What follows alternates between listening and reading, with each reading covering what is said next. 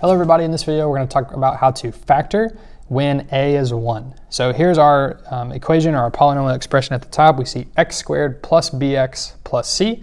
So these are the easiest trinomials to factor. We just need to remember two things. We need to find two numbers that add to b, or our middle term, and multiply to c, or our last term. Okay, so you can remember that because we have add and multiply. A comes before M in the alphabet, right? So 9 comes before 14 right there. So we want to remember to find two numbers that add to 9 and multiply to 14. Okay, so just a little trick there to remember. All right, number one, we have x squared plus 9x plus 14. So the first thing we want to do is we're trying to factor these, right? So we're taking a trinomial and we're writing it as a product of its factors, or it's specifically a product of binomials. So I can go ahead and write my parentheses here for essentially for all of these, okay? So what we're doing is we're opening some parentheses so that we can then go and write our binomials in there.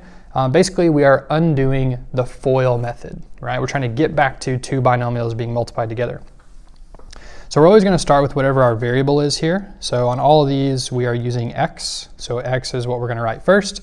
And now we're going to think of, okay, what are two numbers that add to 9 and multiply to 14? So it's easier to think about multiplying first because there's less possibilities for that. So let's think about 14, right? So 1 times 14, well, that adds to 15. 2 times 7, hey, that adds to 9, right? So we found our two numbers. So we're going to say x plus 2 and x plus 7, okay? And so we could write that in either way. They could be x plus 7 and x plus 2, but we know we are good with that. Okay, so we could always check that by foiling. So we get x squared plus 7x plus 2x plus 14. Combine there in the middle, so x squared plus 9x plus 14. So we know that we have the correct answer. Okay, so that would be x plus 2 and x plus 7. All right, for number 2, we want to find two numbers that add to negative 12 and multiply to 27. So now we know we're trying to add to a negative, but we're multiplying to a positive. So think about the signs of our numbers here. If we're trying to add two numbers to make sure they're negative, but we also want to multiply two numbers that it's going to end up in a positive, we know we need to find two negative numbers, right? Because a negative times a negative is a positive, and a negative plus a negative is a negative. Okay, so two numbers that multiply to 27. So 1 and 27, 3 and 9, right? So we think, okay, negative 3 and negative 9, because negative 3 plus negative 9 would be negative 12. So now if we FOIL to check, so x squared minus 9x minus 3x plus 12.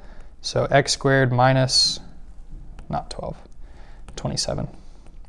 Minus 12x plus 27, and that gets us back to our original trinomial. So we know that we factored it correctly. Okay. All right, so our last one, we want two numbers that add to 4 but multiply to negative 21. So for this one, we're multiplying to a negative. So we know we want one of our options, or one of our numbers, to be positive and one of our numbers to be negative. Okay. All right, so multiply to negative 21. So let's think, 7 and 3. Okay. So if I do negative 7 and positive 3, then that would add to negative 4. Well, we want to add to positive 4, so we need to do positive 7 and negative 3. Okay, so now if we check by foiling, x squared minus 3x plus 7x minus 21. So x squared plus 4x minus 21, that gets us back to our original trinomial. So we know that our two factors that we said are correct. All right, and that's how you factor x squared plus bx plus c.